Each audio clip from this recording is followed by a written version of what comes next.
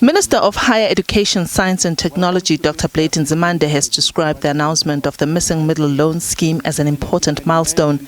He says the loan scheme will be administered and managed by NSFAS, but it will look for support to enhance its capacity to disburse the loans.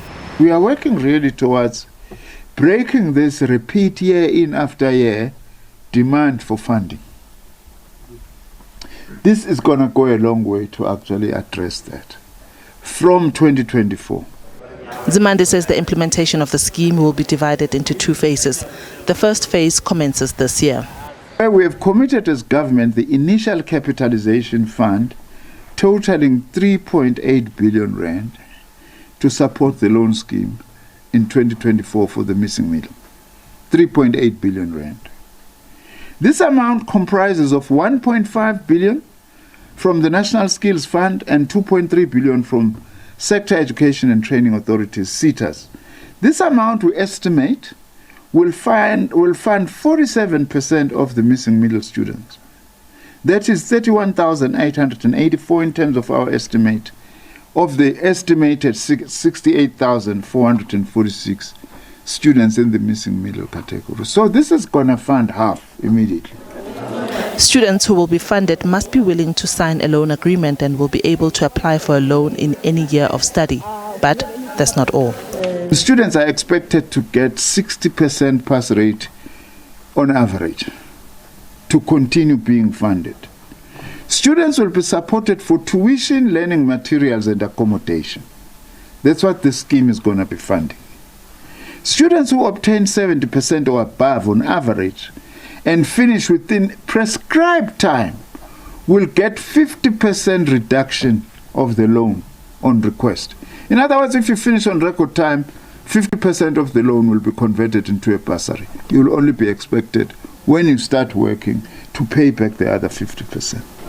This announcement has been given a thumbs up, seen as a step in the right direction. Parents has to be responsible, and the students directly has to be responsible to make sure that they meet the criteria that are stipulated by the department. On average, a student will spend almost 120,000 per annum for their fees, advances, and other things. So it becomes very difficult for the parents to sustain that. And as a result, the students are actually finding themselves without funding, and most of them, they've had to drop out. And actually, even as we speak about the student debt, many of those that have this debt are actually coming from this particular missing middle, because they are, they are unable to service their debts.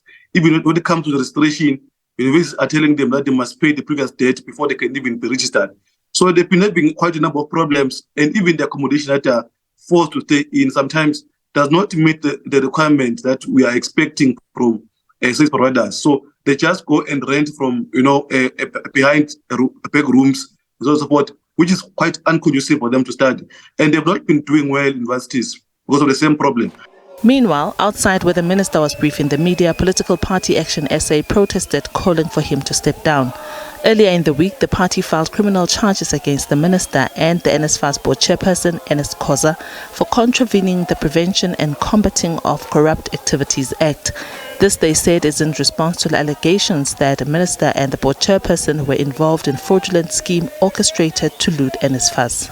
The purpose of our picket today is to tell the minister that there is no way on this planet Earth, especially South Africans, as far as the students of this country are concerned, that he can come and then want to address them and tell them that he is ready for the academic year of 2024 when he still has not accounted and fixed what was broken in 2023.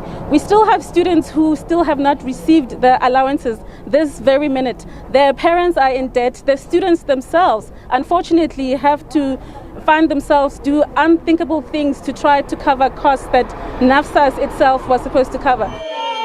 Diabosito, SABC News, Pretoria.